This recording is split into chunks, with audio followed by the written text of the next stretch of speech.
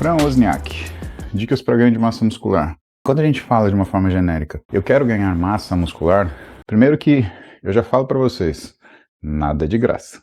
E massa a gente não ganha, né?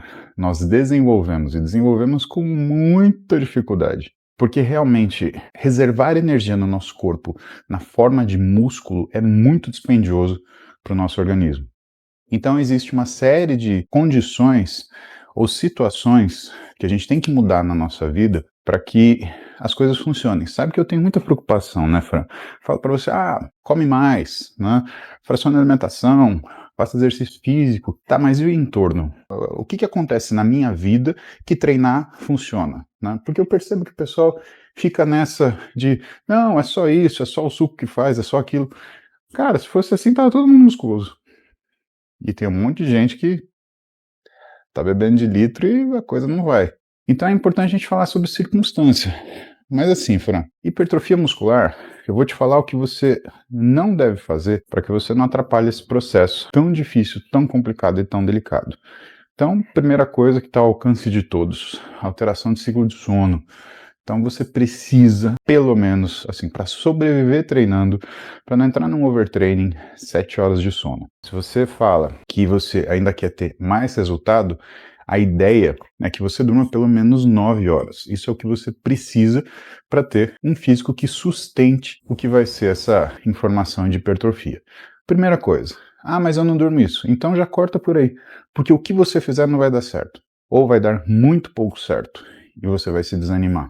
Pensa que tem muita gente que treina bastante e consegue até ganhar força, mas o físico não fica aquele físico cheio, aquele físico bonito, aquele físico com aquele músculo arredondado. Isso nunca chega a acontecer. E o principal, né, o começo de tudo, de fato é o sono, porque é durante o sono que existe a recuperação muscular mais eficiente, na verdade, a recuperação do nosso corpo. É por causa do sono que a gente diminui os níveis de cortisol, ajustando o que são os hormônios de estresse do nosso organismo, para que a gente possa ter desempenho não só de ganho de massa muscular, de desenvolvimento de massa muscular, mas também de melhora de saúde. Fica 2, 3 dias dormindo pouco para você ver como é que fica ruim. Fica uma noite sem dormir, só para você ver como é que funciona. Pega uma sexta-feira aí e dorme 4 horinhas só. Vai dormir 4 da manhã, acorda às 8. Me fala como vai ficar seu dia. Parece uma coisa tão óbvia, mas a gente não vai atrás, né? Segunda coisa, o tipo de alimento que você seleciona. Pensa o seguinte, se o músculo é uma casa, ele tem determinados componentes que são fundamentais para que você faça uma casa, né? Você vai fazer uma casa do quê? Você quer fazer uma casa de tijolo? Então o que você precisa? Você precisa de concreto para fazer estrutura, você precisa de tijolos, você precisa de cimento para colocar um tijolo em cima do outro, e assim é o músculo. Você vai precisar de todos esses componentes para que o seu músculo ele consiga, através dos sinais de hipertrofia, essa hipertrofia aconteça e ele consiga aumentar o volume, ele consiga aumentar a sua força. E tem uma coisa muito importante que precisa aumentar a força. É o crescente da força no ambiente de muitas repetições que faz com que você tenha uma situação favorável para a hipertrofia. Eu vou sugerir para vocês seguirem o Tácito, Belmiro de Sales. Por quê? Porque eles falam sobre a necessidade do volume de treino, tá? Eu consigo levantar, sei lá, 80 quilos no supino. Ok, mas quantas vezes você faz isso? O número de repetições que você dá para esses 80 quilos é o que vai fazer com que você tenha hipertrofia. A força é a condição fundamental, mas sem volume, sem quantidade, você não consegue transformar aquela força feita num sinal que se sustente. Pensa o seguinte, imagina que você vai encher uma bexiga, que você enche a bexiga com um assopro e tira a boca. Quando você faz um treino de força com muita força, é como se você desse um assoprão e a bexiga enchesse. Só que quando você faz só uma repetição, você tira a boca, o que acontece com a bexiga? Ela infla. O que você tem que fazer? Você tem que assoprar e continuar assoprando. E quando você quer dar nó na bexiga, o que você faz? Você prende e dá esse nó sem deixar o ar sair. É assim mais ou menos o exercício. Você dá o estímulo, repete, repete, repete, e você faz coisas que vão funcionar como se fosse um nó na boca da bexiga, para que você não tenha perda desse tecido que você sintetizou. Sabe qual é o grande problema, Fran? E essa parte é complicada. Nós somos extremamente especialistas em degradar músculo. a gente tem uma taxa de degradação muscular que, na melhor das hipóteses, ela não diminui. Inclusive, para você conseguir desenvolver seu músculo, pensa que não é um prédio que você vai construindo andar. Ele é uma casa que está em reforma, que você quer aumentar um cômodo. Então o que você faz? Eu quero aumentar meu quarto. Você vai lá, quebra o seu quarto e constrói o seu quarto de novo maior. Agora, no músculo não dá para ser assim. Não dá para você arrancar seu músculo de treinar, rasgar ele todo treinar e esperar que ele vá crescer tudo de novo. Então, no caso do músculo, imagina que nessa construção que você tem um pedreiro que vai quebrando e outro que vai atrás construindo. Por isso que a degradação muscular ela é necessária. Se você não consegue ter uma boa degradação muscular, que você controle, você não tem lugar para construir por cima. Ou no lugar de. Por isso que a gente fala, mas tem que detonar, tem que inibir isso, inibir aquilo. Cara, não dá. Se você começa a detonar o que é a degradação muscular, a tua hipertrofia, ela começa a perder eficiência, porque você não consegue construir melhor. Sabe um exemplo onde a gente vê isso? A gente vê isso em metabolismo ósseo, por exemplo. O osso, ele não fica lá paradinho no lugar que ele está. Você tem duas células, você tem o osteoblasto e o osteoclasto, que vão renovando esse osso. Por quê? Porque se o nosso osso ficasse velho dentro da gente, ele quebraria. Então o osteoclasto, ele vai comendo o osso, e o osteoblasto vai atrás, secretando o osso. Osteoporose, a doença que faz com que o osso ele diminua sua rigidez, ela faz o quê?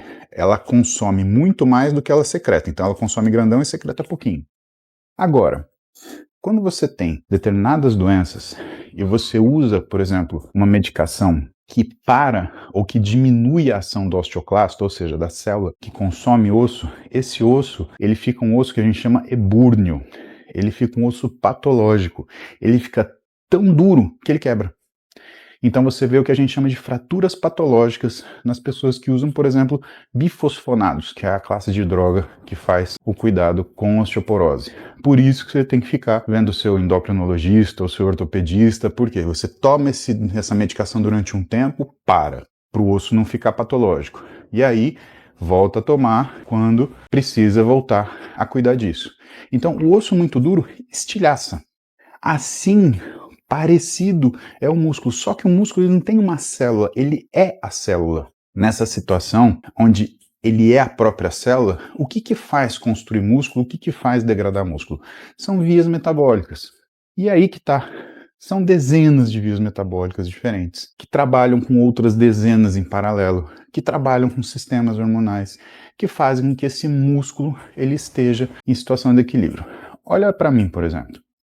Vocês estão me vendo? Eu tô com o pescoço fininho, eu tô com o tronco fininho, eu tô com o braço fininho. Por quê? Eu passei por uma situação de doença que aumentou o nível inflamatório do meu corpo lá no teto.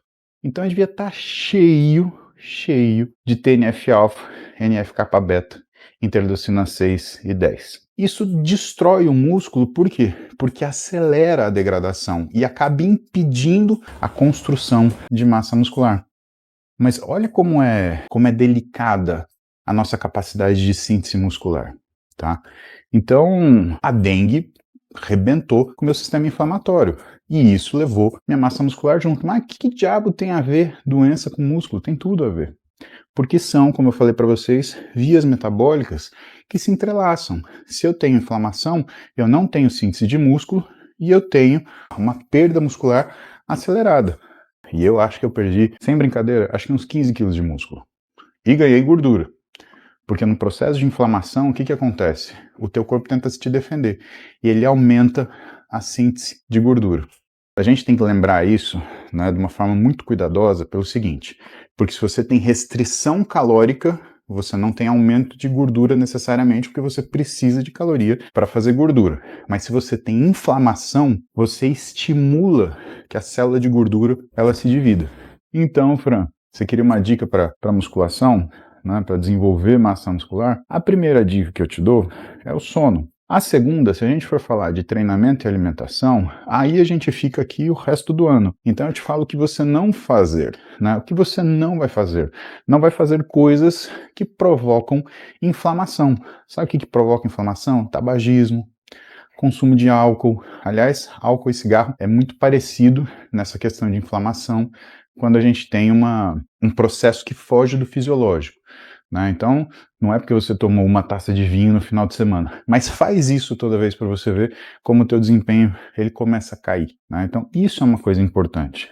Controlar o que são os fatores inflamatórios ambientais. Né? Lembrando também que se você fica sem dormir, você também tem piora de inflamação. E aí, se você está começando agora, o que é o melhor? É que você aprenda a treinar.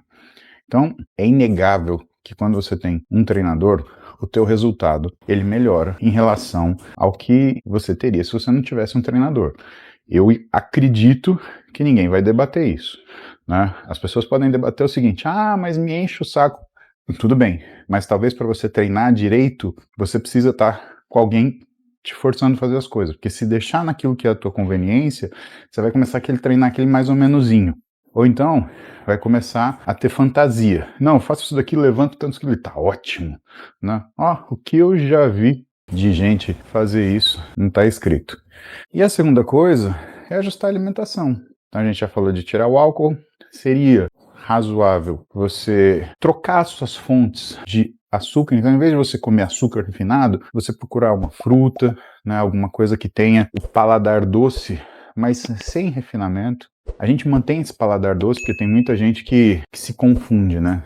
Ela acha o seguinte: não pode ter açúcar, não pode comer doce. Doce de confeitaria realmente é melhor que você não consuma, mas uma fruta é muito bom. Tem fibra, te ajuda na saciedade, ajuda no funcionamento do seu intestino, diminui o risco de câncer de cólon.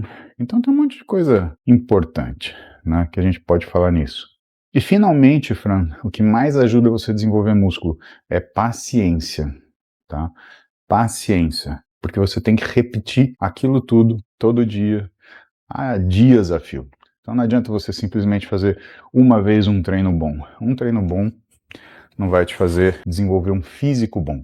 Ele vai dar um bom sinal, mas lembra da história da bexiga. Você tem que manter a sua bexiga enchendo, então você tem que continuar soprando, você tem que continuar treinando bem. Para treinar bem, você tem que ter alimentação boa e sono satisfatório, sono suficiente. E isso é continuar. E se não acontece isso que acontece com a sua bexiga, murcha, ponto final.